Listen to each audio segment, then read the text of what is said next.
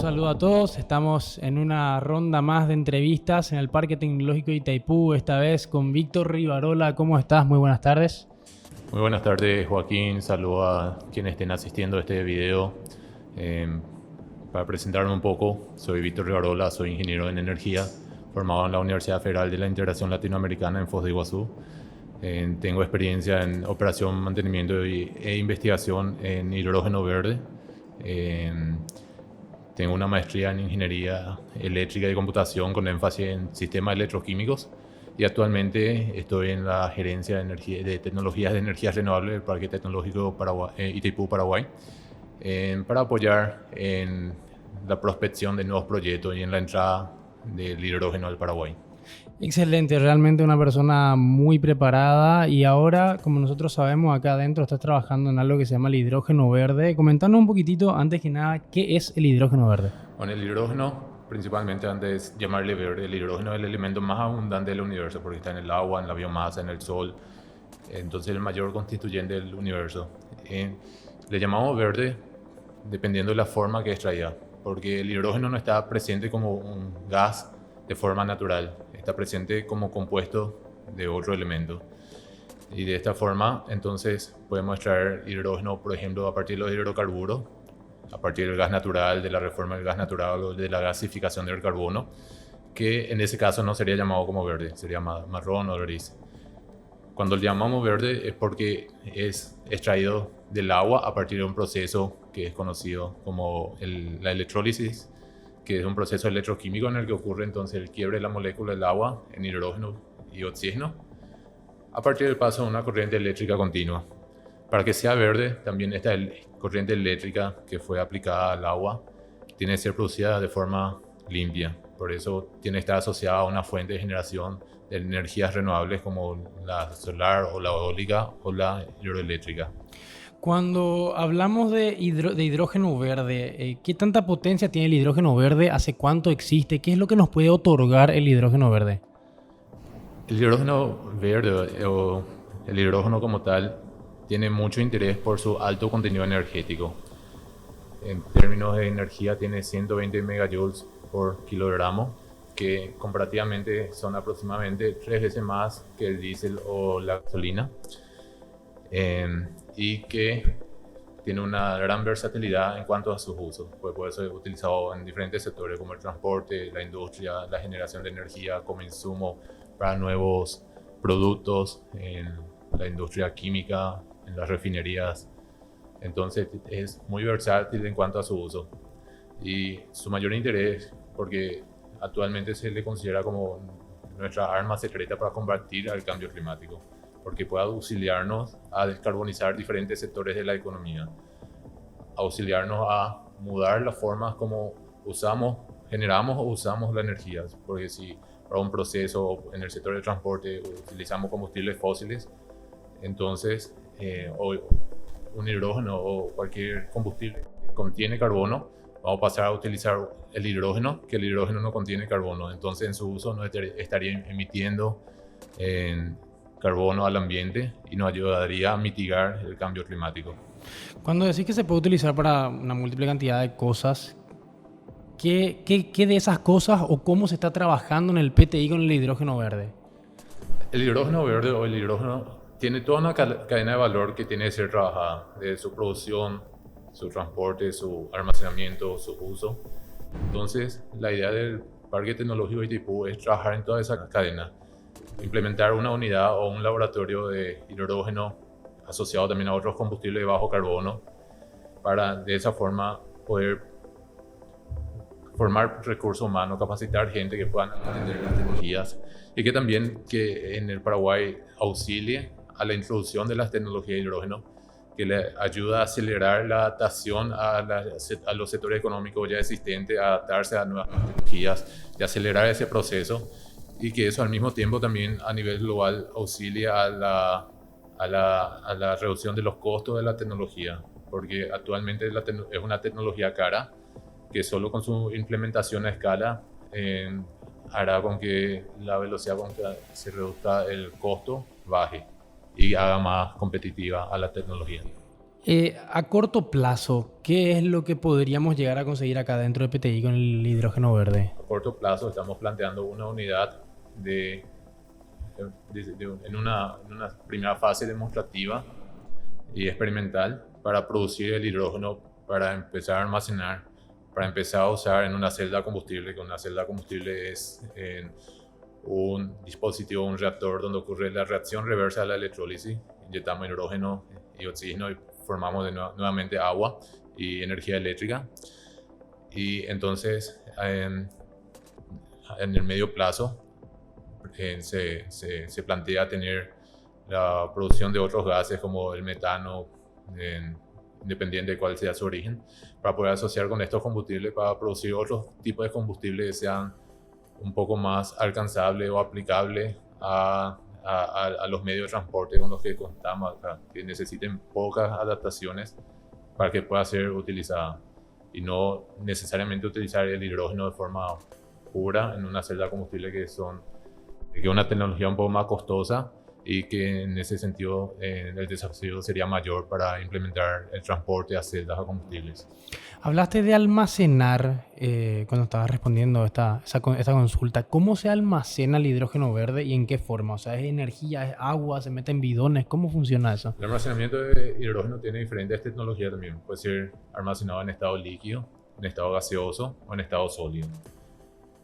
Lo que más se utiliza es el almacenamiento en estado gaseoso.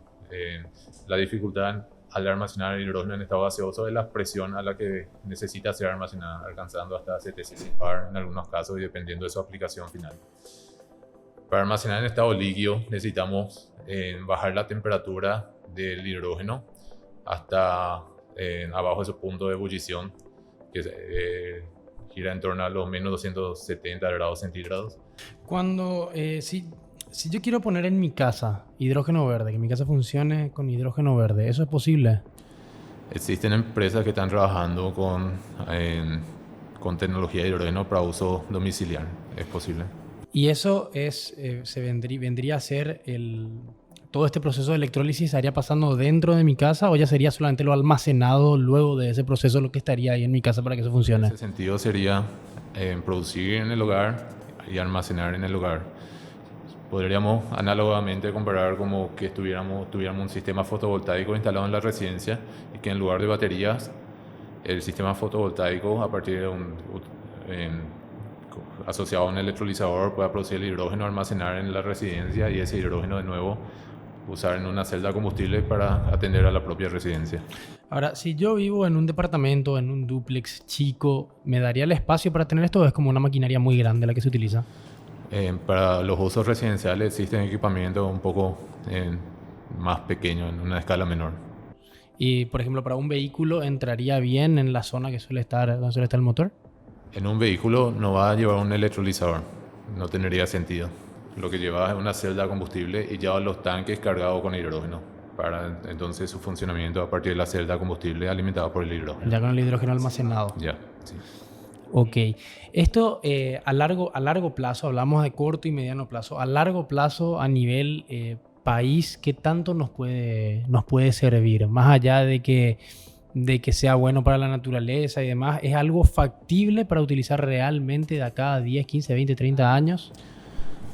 Paraguay tiene muchas ventajas competitivas para la producción del hidrógeno verde, porque tiene abundancia en energías renovables y un bajo costo de generación de energía. Entonces Paraguay tendría mucha oportunidad de ser competitivo en ofrecer los productos a partir del hidrógeno. Un par de últimas consultas. Primero te hago la siguiente. ¿El costo del hidrógeno verde para el ciudadano común el día de mañana podría ser más bajo que el costo del combustible, que el costo de cualquier otro tipo de energía que se utilice, o está al mismo precio? Como se mencionó ya anteriormente, Paraguay tiene condiciones competitivas para producir a un costo competitivo, pero también, como se comentó, va a estar asociado a cuánto sea la inversión inicial de la tecnología. No cuesta lo mismo en todos los países. No, depende de cuánto cueste y justamente cuánto tengamos abundancia de energía renovable hasta el mediano o largo plazo, cuánto permanezca el costo de la generación de la energía eléctrica y cuánto cuánto haya de innovación en la tecnología de los electrolizadores para reducir el costo. Entonces todo eso va a repercutir en el costo final del hidrógeno. Lo esperado es que en el largo plazo el costo esté abajo de los $2 el kilogramo. Una última consulta. Para todo este proceso, ¿hace falta que el agua sea limpia, el agua sea potable, o se puede hacer con agua sucia o con agua...? No, el agua tiene que pasar por un pretratamiento también. El agua tiene que ser deionizada, desmineralizada. Esto para que cumpla unas ciertas condiciones de conductividad dentro del reactor. Como tenemos corriente eléctrica pasando por el agua, si el agua es mineralizada a distintas concentraciones o no es pretratada, va a tener una mayor resistencia. La mayor resistencia va a hacer que consuma más energía.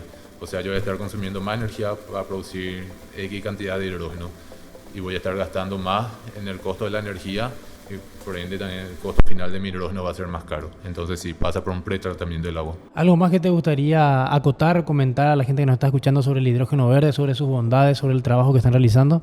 Que el hidrógeno es una de las armas que tenemos para combatir el cambio climático.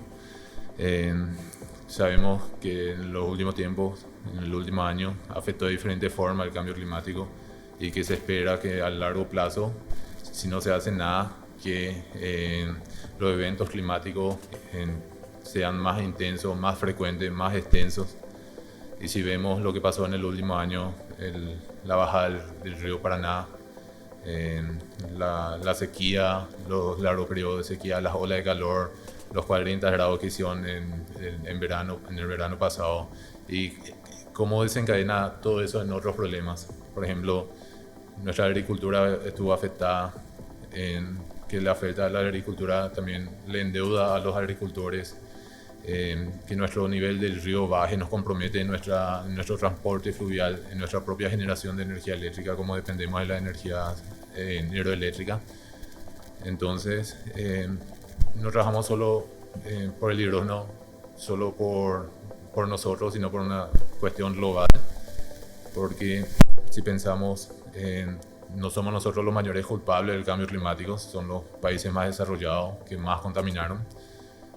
Pero a pesar de eso, si también no hacemos nada, no vamos a hacer, o sea, el cambio climático nos va a continuar afectando y no vamos a hacer nada para mitigar y que nos deje de afectar de esa forma también. Entonces, trabajar por el hidrógeno y por el cambio climático es un propósito para mitigar todos los impactos que este causa y esperar a la larga que todos estos eventos climáticos severos se reduzcan. Entonces, trabajamos para mejorar nuestra calidad de vida o para garantizar nuestra calidad de vida en el largo plazo y para las futuras generaciones. Un gusto haber charlado contigo en esta edición, realmente muy amena la charla.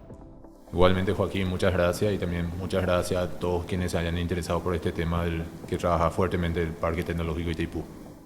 Muchas gracias también a todos los que nos estuvieron viendo, a todos los que nos estuvieron escuchando y nos encontraremos de nuevo en una nueva edición. Hasta pronto.